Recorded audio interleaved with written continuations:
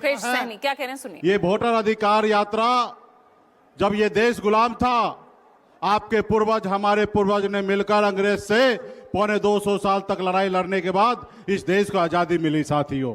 और आजादी के बाद बाबा साहब भीमराव अंबेडकर ने हमें एक संविधान बना के दिए और इस संविधान से देश को चलना था।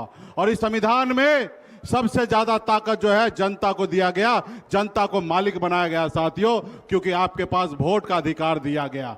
चाहे वो अमीर आदमी हो या गरीब आदमी हो, सबके पास एक ही वोट का समान है, एक ही ताकत है साथियों।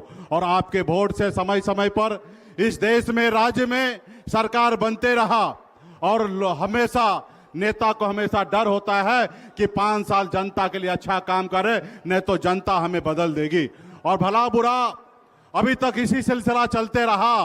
और आपने सुना होगा 2014 में मोदी जी आए और आपको से वादा किया कि आपको अच्छे दिन लाएंगे।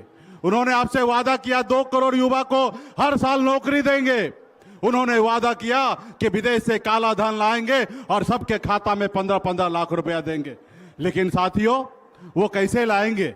क्योंकि उनको मालूम है कि जनता का वोट से हम चुनाव नहीं जीत रहे हैं, जनता का वोट को हम चोरी करके चुनाव जीत रहे हैं साथियों। इसलिए क्या काम करेंगे? तो इसलिए साथियों, पूरे देश में अभी महाराष्ट्र में वोट को बढ़ाकर वहां पे सरकार हथिया लिया। बिहार में चाह रहे हैं कि वोट को कम करके यहां पे सरकार बना लेंगे। ये लोकतंत्र में ये विधायक को खरीदते हैं, ये सांसद को खरीदते हैं साथियों। ये पहले तो जनता का वोट खरीदते थे। जब जनता बाबा साहब भीमराव अंबेडकर के संविधान को लेकर जब जागरूक हुआ, तभी ये लोग ऑपरेशन लोटस करते हैं। इन्होंने विधायक और सांसद खरीदने का काम कर रहे हैं साथियों।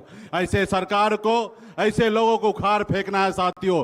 इसके लिए लड़ाई अभी खत्म नहीं हुआ है। ये यात्रा भले ही खत्म हो गया है, लेकिन यहाँ पे हमारे जितने भी महागठबंधन के सभी साथी हैं, सबसे आग्रह करता हूं कि गांव-गांव में जाकर, बूथ-बूथ पर जाकर अपने लोगों का वोट का रक्षा कीजिए। अब मजबूती में जो चुनाव होने वाला है और निश्चित तौर पे इसमें परिवर्तन लाइए। अब बिहार में इंडिया गठबंधन, महागठबंधन का सरकार बनाइए और निश्चित तौर पे आने वाले समय में हम लोगों को उखाड़ फेंकेंगे।